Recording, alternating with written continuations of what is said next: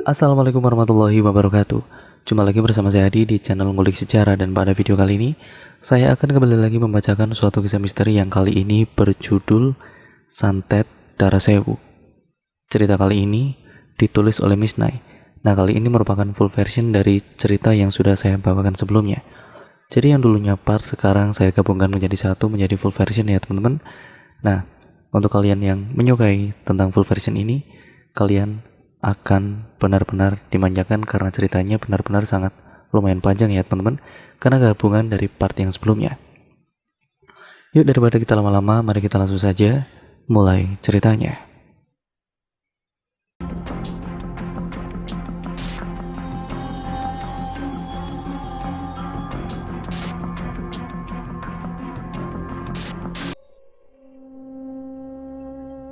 Di saat para warga mencariku, ayah dan adikku datang membawa Ustadz Husein bersama mereka. Ayahku kaget karena banyak sekali warga yang ada di rumahku. Ibuku yang sudah menceritakan kejadian tadi. Bersama Ustadz Husein, ayahku menyusul Pak RT untuk mencariku.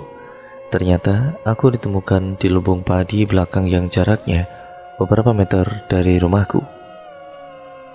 Saat itu aku sudah tidak sadarkan diri. Ayahku kaget karena ketika ditemukan aku bersimbah darah. Buru-buru dia mengangkatku. Ketika diangkat, bau anyir langsung menusuk hidungku. Astagfirullah, baunya amis sekali.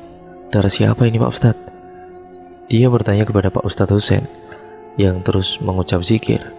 Ustadz Husein pun menjawab dengan wajah panik. Ini sudah keterlaluan Pak. Teh tarik ini sudah disantet dan santetnya mematikan. Darah ini adalah darah Teh Tari. Darah Tari. Tapi saya tidak melihat adanya luka di tubuh Tari Pak Ustadz, tanya ayah sembari memeriksa tubuhku. Kita bicara di rumah saja Pak. Sekarang kita bawa Teh Tari pulang rumah. Saya minta semua warga ikut berdoa dan mengaji nanti sore. Baiklah, jawab ayah. Sambil bergidik jijik, dia membopongku ke kamar dan menyuruh ibuku membersihkan tubuhku. Ketika aku dibersihkan ibu, aku belum sadarkan diri. Saat itu aku benar-benar tidak tahu apa yang sedang terjadi. Ibuku panik karena darah dari anusku tidak berhenti-henti untuk keluar. Lalu ibu memakaikanku tampon agar darahnya tidak tembus keluar. Di ruang depan, ayah dan Ustadz Husein serta Pak RT berkumpul membicarakan hal aneh yang terjadi kepada aku. Kejadian di luar nalar ini mau tidak mau menyoroti keluargaku. Sekitar jam 8 malam suamiku pulang. Dia terkejut, banyak orang yang mengaji. Buru-buru dia parkirkan motornya dan masuk ke dalam rumah. Didapatinya aku yang terbaring lemah. Lalu dia bertanya kepada ayah dan Ustadz Husein yang ada di halaman belakang. Pak, apa ada acara pengajian malam ini? Kok di rumah ramai sekali? Tanyanya sambil bergantian memandang ayah dan Ustadz Husein. Ustadz Husein menjawab, Ruth, ada yang mengirim santet ke keluarga kamu. Saya yang menyarankan agar warga di sini mengaji, karena hal itu bisa menangkal santet itu untuk sementara. Siapa yang melakukannya Pak Ustadz? Entahlah, jujur saja ilmuku tidak sampai kalau harus melawan santet ini. Saya sarankan agar kamu datang ke guruku di kota C dan kota B. Kalau bisa secepatnya Ruth, karena santet ini mematikan. Suamiku terdiam beberapa saat. Ia kaget mendengar penuturan Ustadz Husein. Siapa yang selama ini tidak suka pada keluarganya? Tetapi pikirannya benar-benar buntu. Dia tidak bisa berpikir siapa orang yang sudah tega mengirimkan santet mematikan itu kepada aku. Lalu dia bertanya, Pak Ustadz, kalau memang sekiranya istriku kena santet, bagaimana cara mengusirnya? Begini Mas Rudi, seperti yang sudah saya bilang. Ya, tadi saya bilang ke Pak Pram, mertua Mas Rudi, saya tidak bisa mengobati orang yang terkena santet. Saya hanya bisa membacakan doa-doa saja untuk menenangkan Neng Tari. Kalau untuk menyembuhkan apalagi mengusirnya, ilmu saya belum tinggi, belum cukup untuk itu. Tadi saya sudah hubungi guru saya. Dia akan datang ke sini 3 hari lagi. Karena saat ini, beliau sedang menunaikan ibadah umroh, jawabnya. Suamiku hanya tertunduk lesu. Kemudian kita beralih ke POV atau point of view dari Melanie. Setelah kejadian kesurupan kemarin, aku semakin takut jika hanya berdua dengan ibu. Bagaimana tidak, ibuku bukan lagi ibu yang aku kenal. Dia selalu menangis dan tertawa-tawa sendiri. Aku tahu kalau itu bukan ibu. Ada kejadian di mana aku melihat ibu memakan daging mentah. Malam itu aku terbangun karena ingin ke kamar mandi. Kamar mandi di rumahku ada 2. Yang satu di belakang dekat dengan dapur, yang satu lagi samping kamarku. Aku ke kamar mandi yang terdekat dengan kamarku. Setelah aku keluar dari kamar mandi, tiba-tiba prang, terdengar suara piring jatuh dari arah dapur. Antara kaget dan penasaran, aku mengecek ke dapur. Dengan hati-hati aku berjalan ke dapur. Setibanya di sana ternyata apa yang aku lihat sungguh membuatku berkedip ngari. Aku melihat ibu tengah jongkok memakan daging mentah yang ada di lemari es. Darah berceceran, entah darah apa, apakah dari darah ibu atau darah dari daging mentah yang kini ada di mulut ibu. Aku beringsut mundur dan aku takut, sial. Ibu melihatku, mulutnya berlumuran darah dan berbau amis. Dia berdiri membungkuk, kepalanya menengadah ke atas, namun matanya melihatku melotot sembari menyeringai. Dia berjalan membungkuk mendekatiku dan astagfirullah. Segera aku berlari memanggil ayahku dan menggedor-gedor pintu kamarnya. "Pah, papa, buka pah, cepat pah." Sesekali aku melihat ke belakang, takut ibu mengejarku. Dan benar saja ibu mengikutiku. Aku berteriak, "Papa!" Akhirnya ayahku membukakan pintu. Dia terheran-heran melihatku menangis. "Ada apa, nak? Kenapa teriak-teriak? Kenapa kamu nangis?" Tanyanya dengan heran. "Pah, aku lihat ibu sedang makan daging mentah di dapur. Lalu ibu melihatku, dia mengejarku, Pah. Aku takut sama ibu." Tangisku pecah karena takut. Ayahku mengerti ketika dicek ke dapur, ternyata ibu masih di sana memakan daging mentah. Ayahku mendekat tanpa takut membacakan ayat-ayat pengusir jin. Ayah memanggilku, "Mei, ayo bantu papa bacakan mama doa-doa yang sudah diberikan Ustadz Husain." Walaupun takut, aku menghampiri ayah dan ikut membacakan surat-surat yang telah diberikan Ustadz Husain kepada kami. Ibuku terus-terusan berteriak, kurang ajar kau." Panas, panas." Teriakan ibuku mengagetkan anak tetangga rumah yang kebetulan sedang berkumpul. Mereka berbondong-bondong datang ke rumahku dan mereka sebaya denganku. Beberapa di antara mereka ada yang membantu ayah memegang tangan dan kaki ibu yang meronta-ronta. Sebagian lagi ada yang memanggil Ustadz Husain dan juga Pak RT. Suasana malam itu benar-benar tidak kondusif. Ibu terus-terusan berteriak meracau. Kedatangan Ustadz Husain dan juga Pak RT membantu kami. Hingga akhirnya jam 2 dini hari, ibu mulai tenang. Ibu sudah mulai bisa tidur. Setelah selesai membantu kami, Ustadz Husain dan juga Pak RT pamit pulang.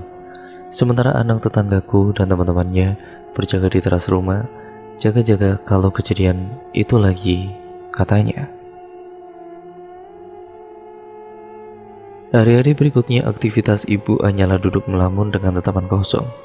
Setiap selepas maghrib sampai jam 4 subuh, kadang dia berteriak-teriak histeris kesurupan. Ustadz Husain menyarankan kalau ibu harus sering berzikir, mengaji dan jangan dibiarkan tidur malam hari. Tetapi bagaimana beliau bisa melakukan itu semua sedangkan beliau sendiri dalam keadaan kotor karena terus mengeluarkan darah dari organ vitalnya. Ditambah ibu sekarang jiwanya seperti kosong. Kami sekeluarga sudah membawa ibu berobat kemanapun, tetapi tidak ada hasilnya. Sampai pada suatu hari, Ustadz Husain datang bersama seseorang yang diketahui adalah gurunya. Beliau bernama Kiai Jafar yang baru kembali dari beribadah umroh.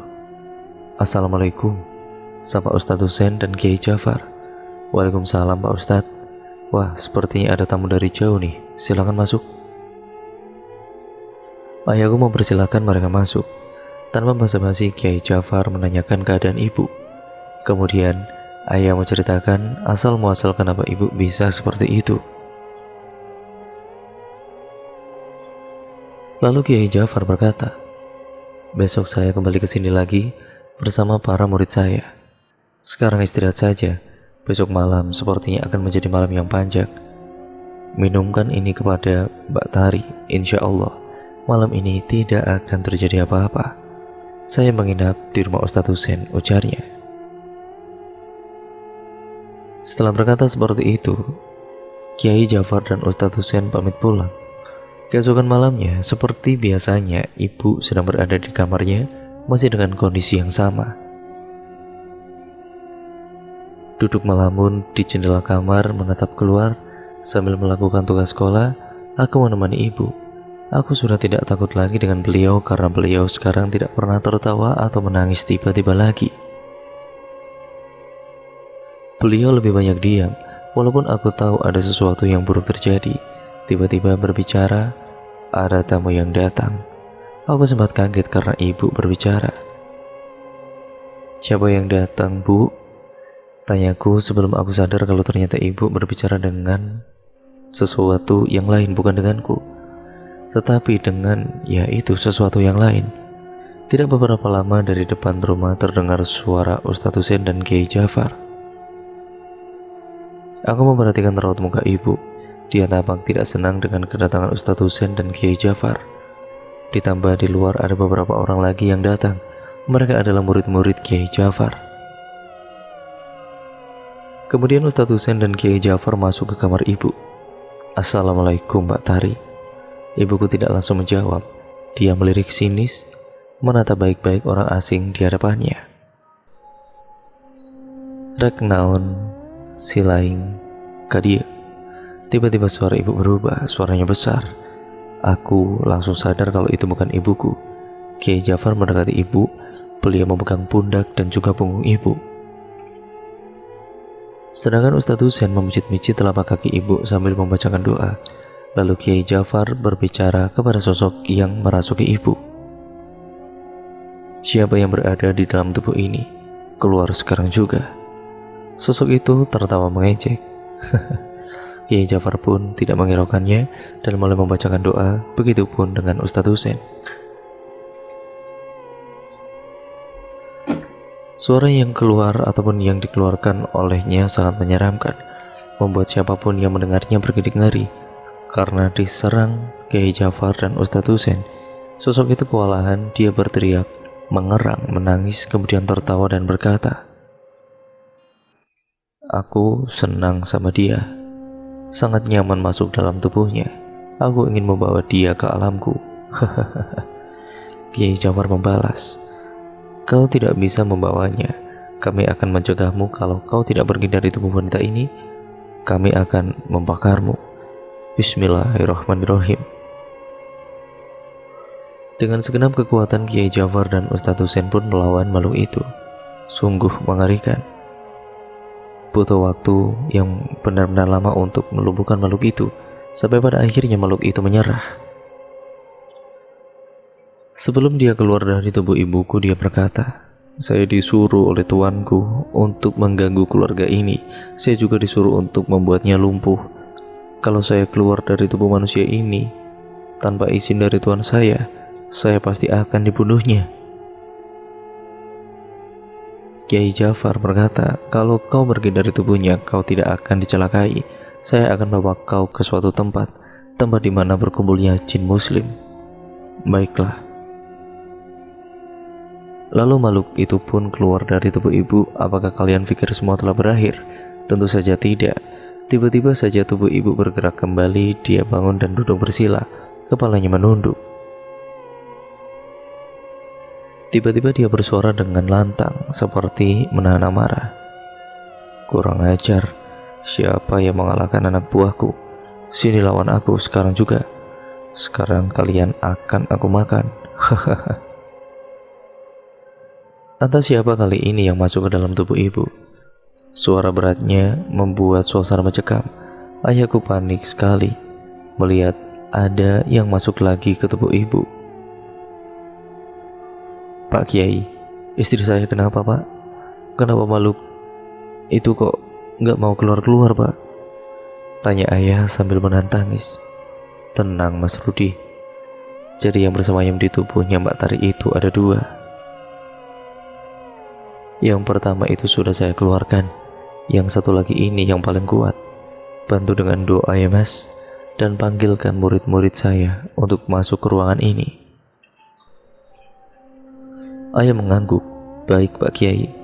Lalu Kiai Jafar berbicara dengan makhluk itu. Saya yang telah melepaskannya keluar. Sekarang saya akan bertanya, siapa yang menyuruhmu untuk menghabisi keluarga Mas Rudi? Dia tertawa terbahak-bahak. Apa kau tahu aku dan wanita ini sudah menyatu? Kalau kau mengeluarkan aku dari tubuh wanita ini, maka dia akan mati. Akulah sumber kekuatannya. Coba saja kau kalahkan aku, tantangnya. Kiai Jafar menjawab dengan tenang. Tidak ada yang kuat di alam semesta ini kecuali kekuatan Allah. Cepat katakan siapa yang menyuruhmu, atau aku akan membakarmu. Kau yang akan aku makan terlebih dahulu. Lalu terjadilah pertarungan antara Kiai Jafar dan sosok yang ada di tubuh ibu. Ustadz Husain dan juga murid Kiai Jafar membantu membacakan doa. Ibu meraung-raung dan menjerit kesakitan. Tanpa sadar aku menangis. Aku tidak tega melihat ibu tersiksa seperti itu. Tolong ibuku ya Allah. Tidak beberapa lama ibu muntah darah, darahnya berwarna hitam. Kiai Jafar mendekat dan membantu ibu untuk duduk lalu memegang pundak ibu dan membacakan doa sambil bertanya kepada makhluk tersebut.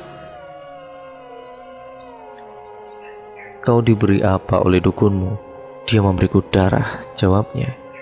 Jadi setiap manusia yang memberimu darah, kau akan menuruti permintaannya? Tanya Kiai Jafar. Tentu saja.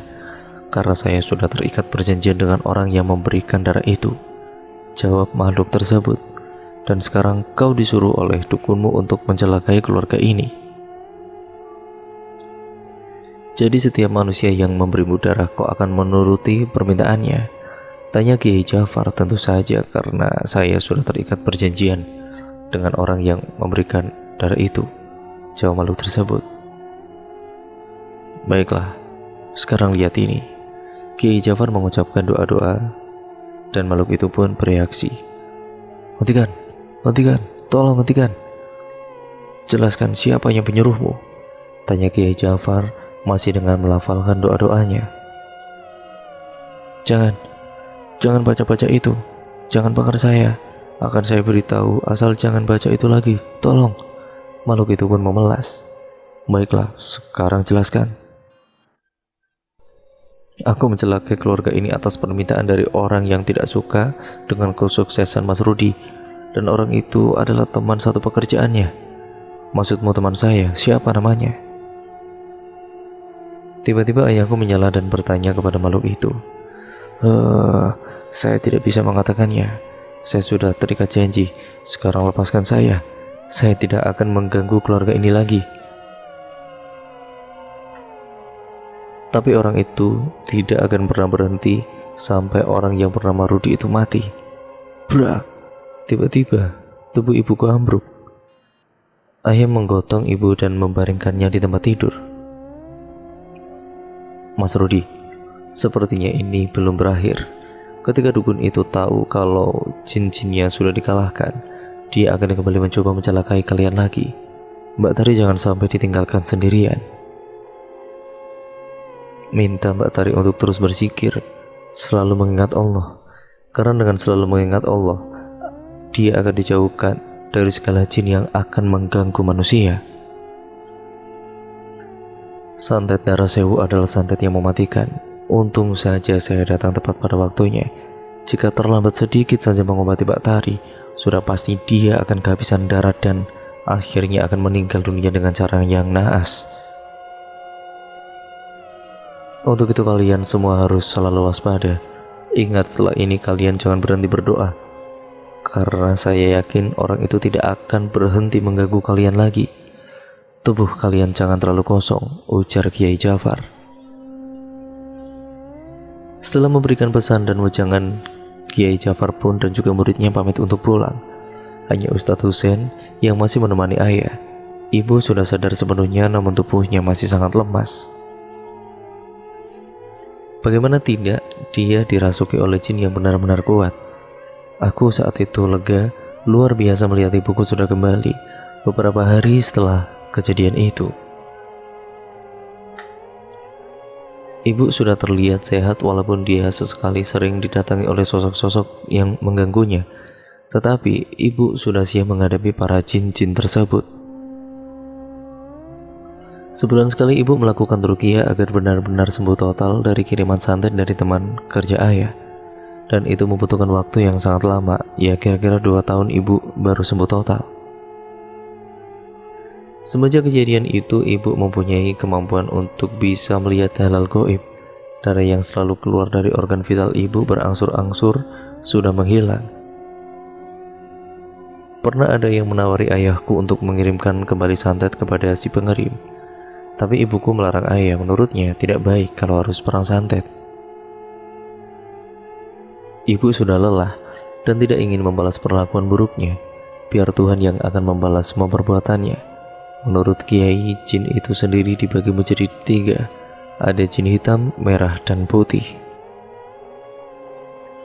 Yang paling berbahaya ya tentunya jin merah. Bahkan jin merah tidak hanya membuat sakit, tapi bisa membuat korbannya hingga meninggal dunia. Bisa menutup aliran darah ke jantung dan membuat sasarannya langsung meninggal begitu saja walaupun tidak punya riwayat penyakit jantung. Berbahaya kedua ada jin hitam. Menurut orang pintar, jin hitam ini bisa membuat seseorang tidak bisa berbicara. Dia akan merusak pita suara dan membuatnya menjadi gagu. Terkadang juga memutus bagian telinga dan membuatnya tuli. Ada beberapa kasus yang bisa disembuhkan oleh supranatural dan membuatnya normal kembali. Tetapi membutuhkan proses yang panjang. Yang paling tidak berbahaya ya tentunya setan putih. Untuk jenis ini biasanya membuat korbannya kesakitan, misalnya dibuat panas dingin, kulit gatal, perih, dan lainnya. Di Indonesia sendiri masalah seperti ini memang masih kental. Bahkan ada beberapa daerah yang masih sering mengirimkan santet ke orang yang tidak disukainya. Siapa saja yang bisa membuat santet dan seperti apa cara kerjanya? Menurut ahli, wanita lebih mahir membuat santet dibandingkan pria, karena wanita mengalami masa haid yang bisa membuat jin suka. Ditambah dengan mantra dari Bukit Kaugenang, maka jin pun mudah mendekat dan bisa memerintahkannya. Pekerjaan ini memang harus yang ahli. Inilah kenapa banyak dukun wanita yang lebih kuat dibandingkan dukun pria. Bahkan ada dukun wanita yang bisa membuat kecelakaan lalu lintas dan korbannya mati dengan mengenaskan. Cara kerja santet memang cukup unik. Jadi ada orang yang memerintahkan jin untuk menyerang seseorang. Jin itu menjadi abdi dukun tersebut karena sering diberi makan. Bahkan menurut paranormal, ada jin yang menghisap darah dari dukun tersebut dan membuat dukun terlihat kurus, tidak pernah gemuk walaupun makan banyak. Ciri-ciri dukun santet biasanya tubuh kurus, mata merah, dan jalan menunduk. Warna mata merah itu menurutnya karena mata setan atau jin yang selalu berada di sekitarnya. Itulah cerita dari kakak sepupuku yang pernah mengalami santet darah sewu yang sangat-sangat mengerikan. Sebuah santet yang korbannya akan mengeluarkan darah segar secara terus-menerus di organ vitalnya. Pada treat kali ini saya akan menjadi narasumber, yaitu kakak sepupu. Namaku adalah Lestari. Aku adalah seorang PNS yang mengajar di sekolah tingkat dasar di kotaku. Suamiku bekerja di dinas pemadam kebakaran. aku mempunyai satu anak perempuan usianya 16 tahun. Walaupun kehidupanku sederhana jauh dari kata mewah, tapi hidupku bahagia. Apalagi aku mendapatkan kabar gembira dari suamiku bahwa dia telah dipromosikan oleh atasannya menjadi kepala bagian di Dinas Pemadam Kebakaran.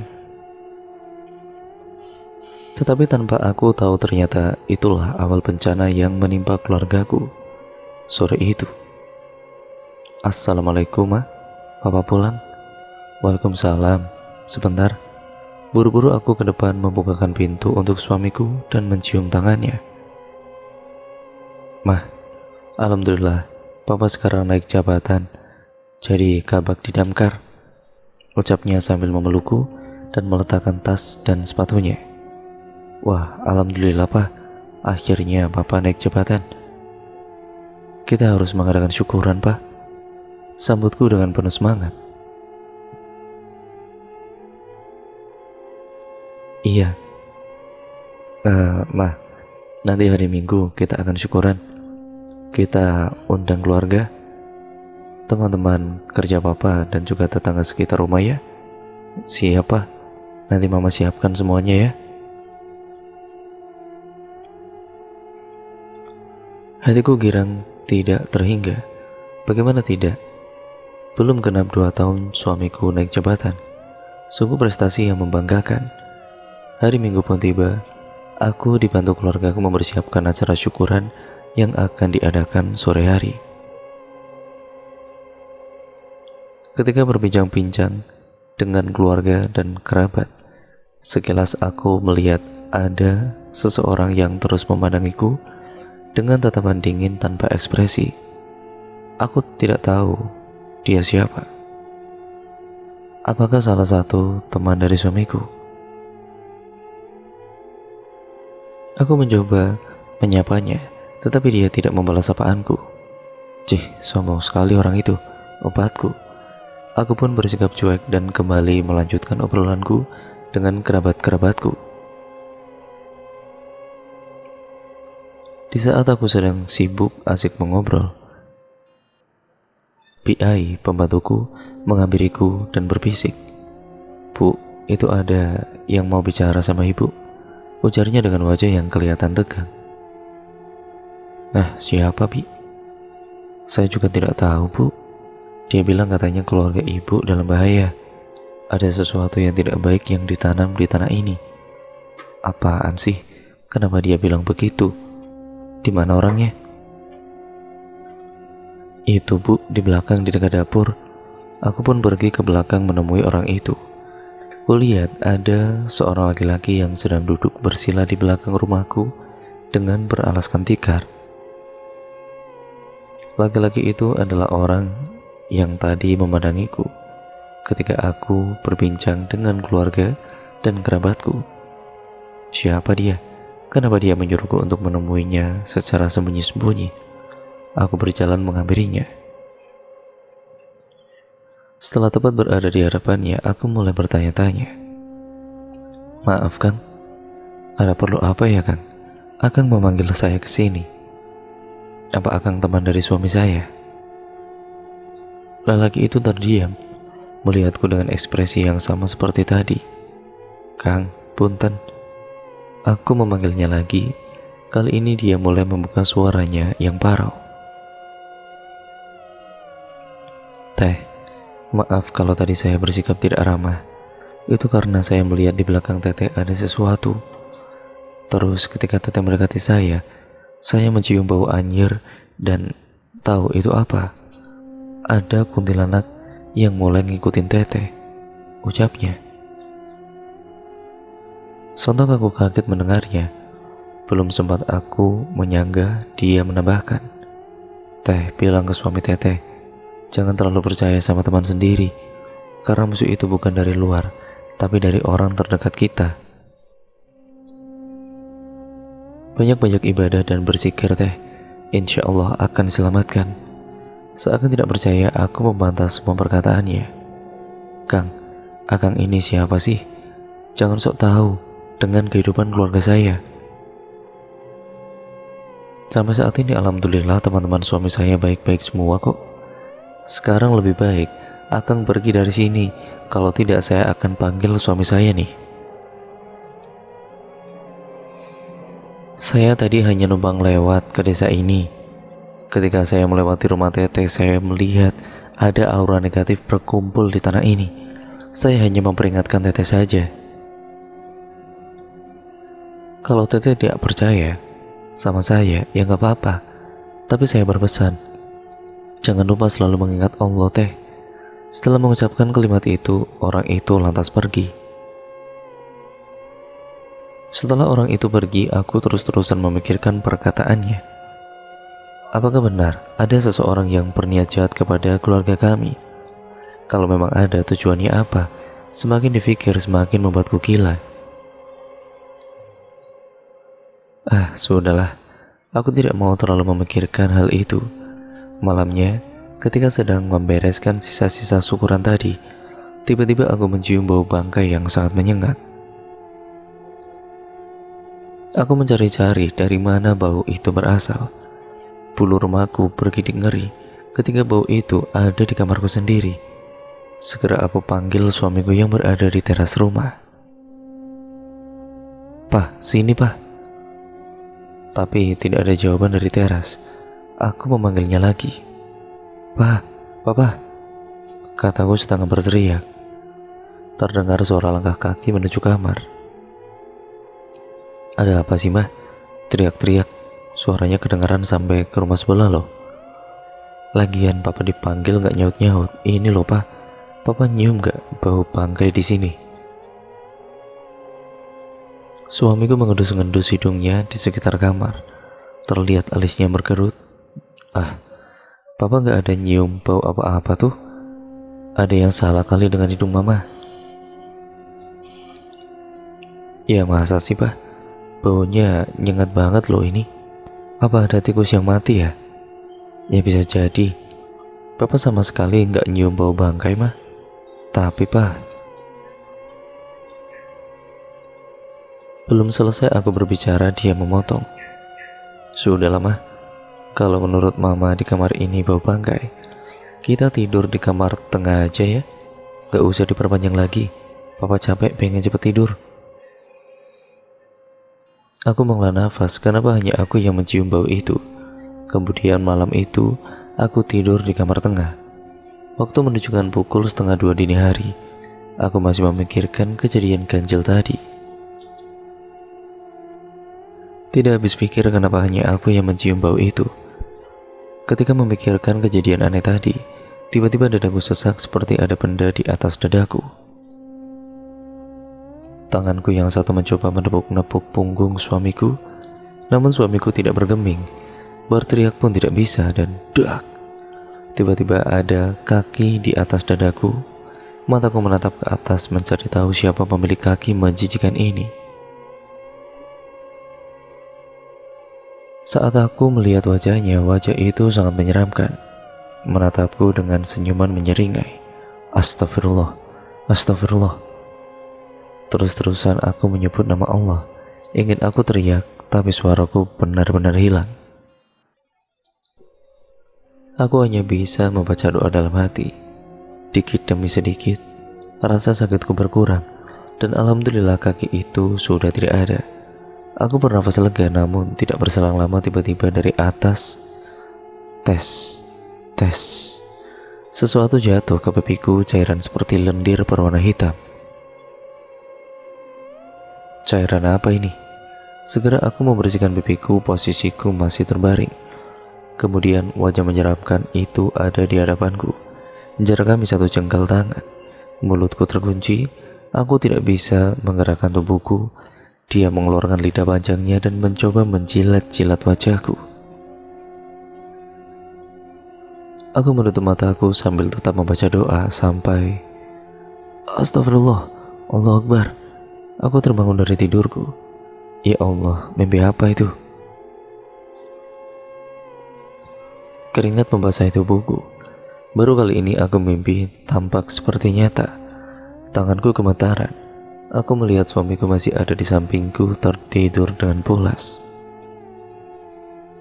Keesokan harinya, tubuhku lemas tidak bertenaga, kepalaku sakit serasa ingin pecah, seperti ada sebuah batu yang berada di atas kepalaku, terasa berat dan sangat sakit.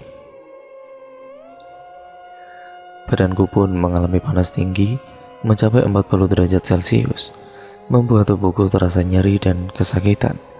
Keluargaku berpikir kalau aku memang sedang sakit medis pada umumnya.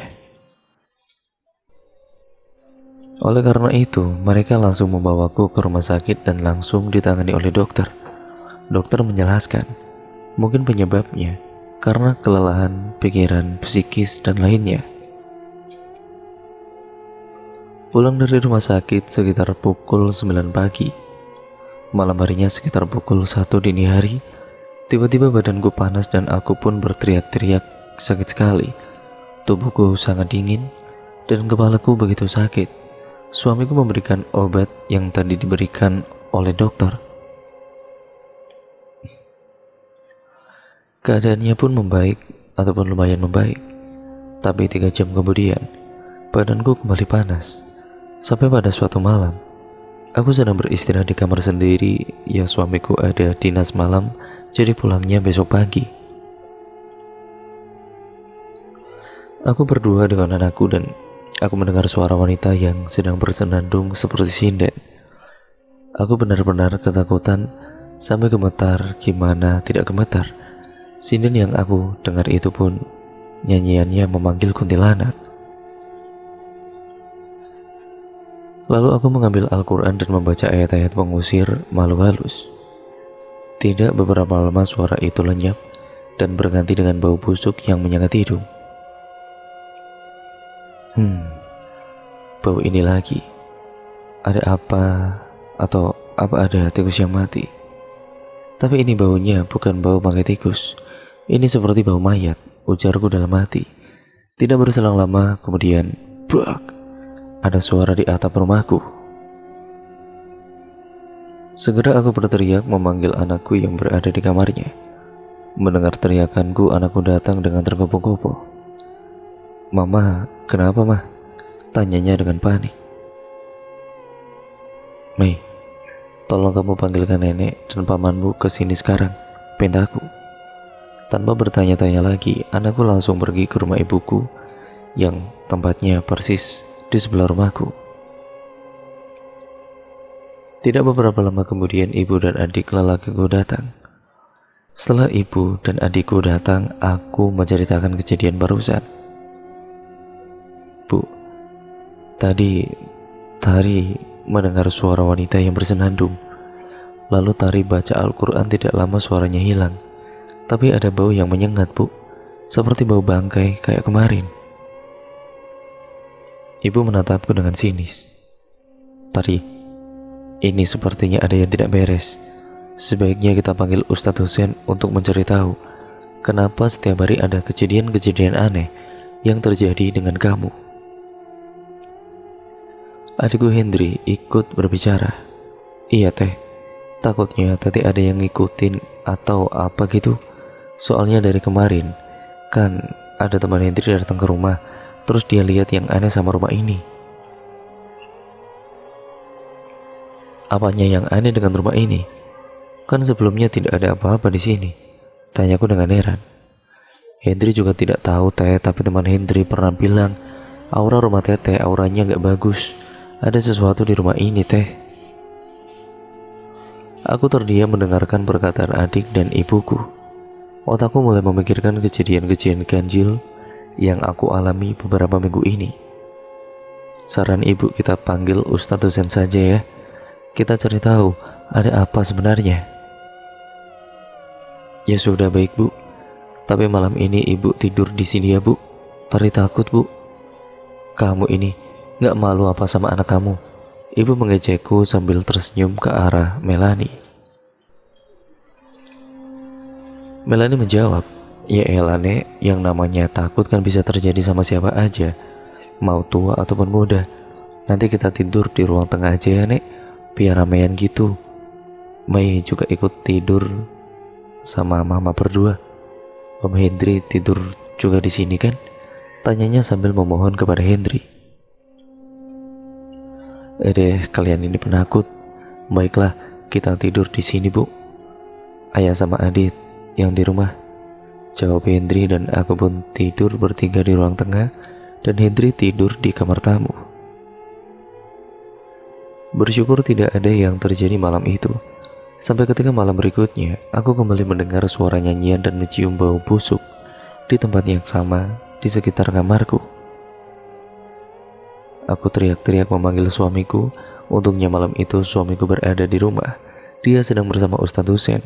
Mendengar teriakanku, mereka menuju ke kamarku untuk memeluk suamiku. "Pak, aku takut, Pak. Tadi suara dan bau itu muncul lagi." Aku menangis ketakutan. Ustadz Husein paham. Lalu dia menggelar sajadah di ruang tengah. Dia meminta suamiku untuk bergabung berzikir dengannya. Sementara aku disuruh untuk masuk ke kamar anakku. Saat Ustadz dan suamiku lagi zikir, aku merasakan ada yang aneh di punggung dan pernafasanku. Sakit dan sulit bernafas, aku benar-benar ketakutan. Leherku seperti ada yang mencekik. Anakku terlihat panik, dia membaca ayat kursi dan ayat Al-Quran yang ia bisa. Tidak ada yang saya ingat selain rasa sakit yang tidak terhingga. Aku teringat tentang membaca sholawat. Spontan aku membaca sholawat sehingga aku bisa berteriak, "Papa!" Mungkin karena terasa ada yang tidak beres, suamiku langsung lari ke kamar. Aku menangis ketakutan dan badanku penuh dengan keringat. Tidak lama kemudian Ustadz Husein mengambil air dan aku disuruh minum air itu yang sudah didoakan. Anehnya badan terasa amat lemas dan ngantuk. Saat itu pun aku tertidur. Aku pikir gangguan itu akan berhenti, tetapi ternyata aku salah. Gangguan kali ini malah semakin lebih hebat. Sore sekitar jam 5 itu aku sedang menonton televisi berdua dengan anakku. Saat itu suamiku belum pulang. Tiba-tiba punggungku dan tengkuku terasa sangat panas. Kepalaku rasanya sakit sampai aku memukul-mukul kepalaku dengan remote TV. Mataku memerah panas. Bibir kering pecah-pecah dan tubuhku benar-benar kesakitan seperti sedang ditusuk-tusuk jarum. Aku berteriak kesakitan tanpa sadar aku telah menggigit bibirku sampai berdarah. Anakku Mei yang saat itu berada di sampingku terkejut melihat mulutku mengeluarkan darah. Dia pun berteriak memanggil kakek dan neneknya. Mendengar teriakan dari Mei, orang tuaku dan juga Hendri langsung berhamburan mendatangi rumahku. Saat itu aku tertawa-tawa seperti orang gila. Setelah melihat keadaanku, ayah dan ibuku, ya lebih tepatnya ayahku, berkata kepada adikku, "Ayo kita panggil Ustadz Husein." Hendri mengangguk lalu mengambil motor dan langsung bergegas pergi. Ibu dan anakku segera melihat keadaanku yang sangat benar-benar memprihatinkan pada saat itu. Sedang menjelati darah dari bibirku yang luka. Tiba-tiba aku bangun dari tempat dudukku dan berjalan menuju ruang belakang. Saat itu tubuhku seperti dikendalikan oleh sesuatu.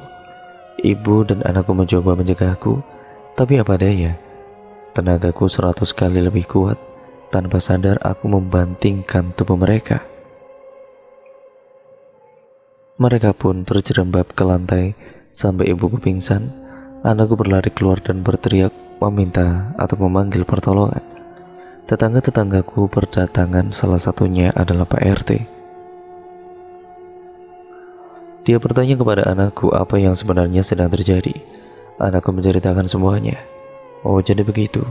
Pak RT pun mulai mengerti lalu berkata kepada warga, "Atau bapak-bapak, mari kita tolong Ibu Asih." "Lalu, nak, ibumu ada di mana?" tanyanya. Anakku menjawab, "Tadi menuju belakang rumah, Pak." "Hati-hati, Pak.